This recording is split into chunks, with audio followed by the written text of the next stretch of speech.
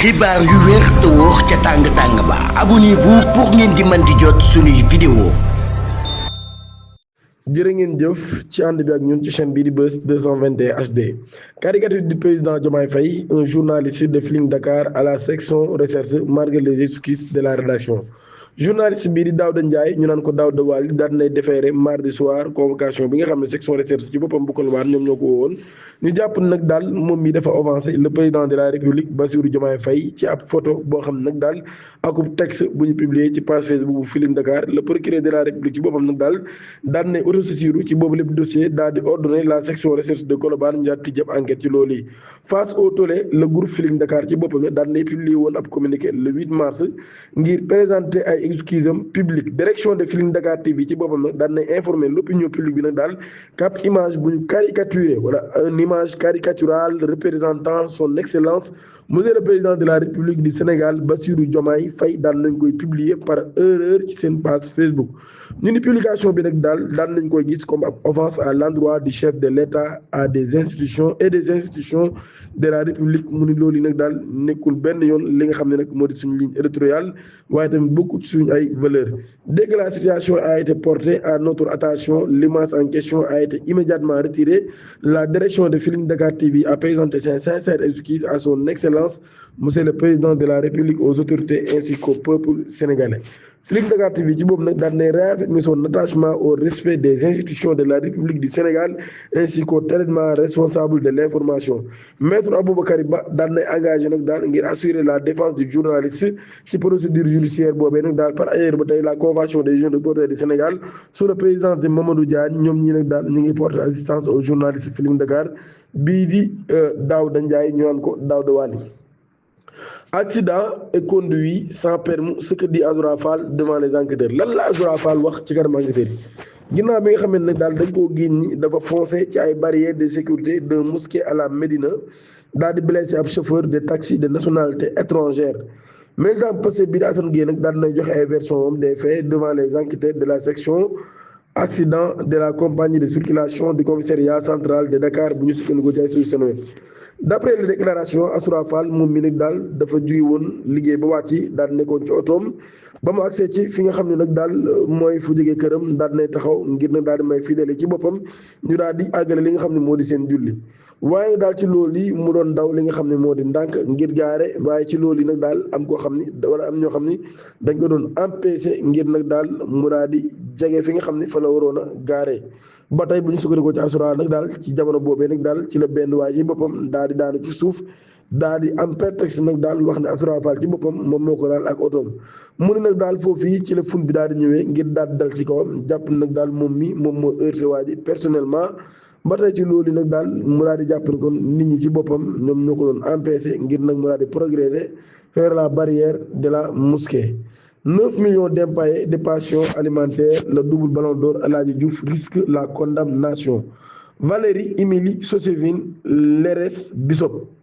mooy ex soxna ancien footballeur international bii di El Hadji Ousseynou Diouf moom mii day mardi ma ngi woon ci tribunal d'instance de Dakar moom mii nag daal doon fa demoon à sa qualité de représentant de sa fille mineure maanaam kon représentant bi nga xam ni représentant na ko doomam bi nga xam ne mineur di Kadé Diouf moom mii mi ngi reproché nag El Hadji Diouf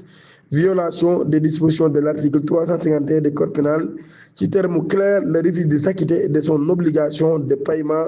d'une pension alimentaire résultat d'une décision de justice est un délit international puisque l'auteur des infractions ne peut invoquer l'ignorance la paresse ou l'insolvabilité. Ginnaaw nag ay renvoi yu bari ci procès boobee daan nay am kon sans la comparution des prévenus El Hadji Diouf greffier de la partie civile bi ci bopp nag daal bu ñu sukkandikoo ci terme yu citation yi nag daal daan na introduit par la partie civile un jugement rendu le 12 juillet 2023 par le tribunal d'instance hors classe de Dakar ñaari prononcé woon nag daal divorce bi entre ñaar ñooñi muy El Hadji Diouf ak ex soxnaam soosé ba tey ci loolu l'ancien footballeur bi nag daal moom mi daan nay amoon tor kon ngir injure juridiction bi kon daan nay jëloon décision kon jox xale bi ki nga xam ni moo di yaayam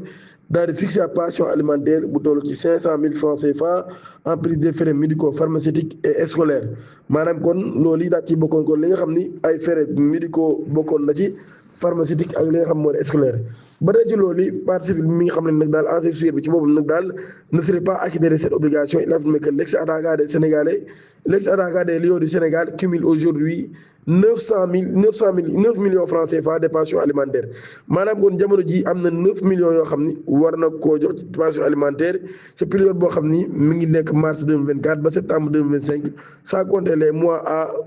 à échoir. À cela j'ajoute à 559 200 francs CFA loolu kon mu bokk ci ay frais de repas engagés pour l'enfant. Fondement juridique bi nag daal ak réquisition yi ba tey ci citation directe boobee le conseil de la plaignante M Cheikh Sy mi ngi appuyé ci li nga xam ne nag daal wala maître Cheikh Sy mi ngi appuyé kon ci li nga xam ne nag moo di article 351 du code pénal bi nga xam ne nag moom mooy réprimer le refus de paiement des pensions alimentaires lorsqu'une personne au mépris d'une décision de justice s'abstient volontairement pendant plus de 2 mois de s'acquitter ses subsides fixés par le jugement. Avocat bi daan na expliqué nag le double ballon d'or africain bi ci boobu nag daal am na moyen nécessaire pour honorer ses obligations, évoquant notamment ses revenus issus des contrats publicitaires, ses activités au sein de la Fédération sénégalaise de football ainsi que ses revenus locatifs loolu kon moo tax daal mu xam la ni El Hadji Diouf ci boppam nag daal daan nay am doole wala am na alal ngir mën a fay loolee. En conséquence kon mi ngi demandé ci tribunal ci boppam nag daal ñu daal déclaré El Hadji Ousseynou Diouf coupable de délit de refus de paiement des pensions alimentaires daal di sourciller également ñu daal di koy tëj waaye nag ci loolu yi mu daal di fay li nga xam ne moo di arriéré yi muy ay pensions exposées pour l'enfant ainsi que 10 millions de francs CFA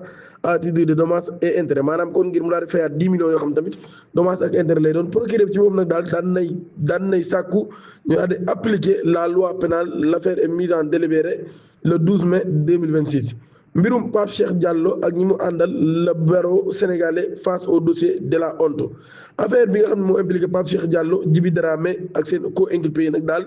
jamono ji bokk ci mbirum acte contre nature transmission volontaire VIH/SIDA place les avocats sénégalais face à un dilemme éthique inédit bu ñu sukkandikoo ci les Échos mi nga xam ne nag daal dossier bi plus de 40 personnes ñoom ñoo fi nekk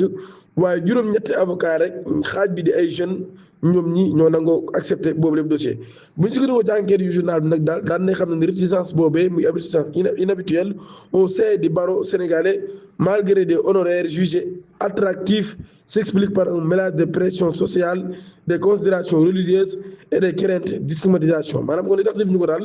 bokk na ci nag daal li ñu jàpp ni mooy pression sociale mën a dal seen kaw ak ay considérations yu am ci wàllu diine waaye itam stigmatisation boo xam ne ñu ngi koy ragal robe noire yu bëree bëri nag daal bi ñu leen interrogé par la même source daan nañ xam ne nag daal ñi ngi bàyyi xel baax a baax ni leen société bi di xoolee waaye tamit loolu ab frein majeur lay doon kenn ci ay avocats yi sax nag daal nga xam ni ay avocats yu constitué ci dossier bi daan nañ confier d'ailleurs son anonymat mu ni nag daal bëggul sax nit ñi xam ni moom mi dem na ci affaire boobee wala jël na dossier boobee nga xam dossier bu sensible la mu xam leen nag daal avant muy constitué ci dossier boobee nag daal kon daan nay consulter ay pros yu bëree bëri mujj gi mu daal ci lancé wu ci contexte boobee daal avocat yu bëree bëri lànk lañ def kandaaral ni lañu laal boobu lépp dossier ndax dafa sensible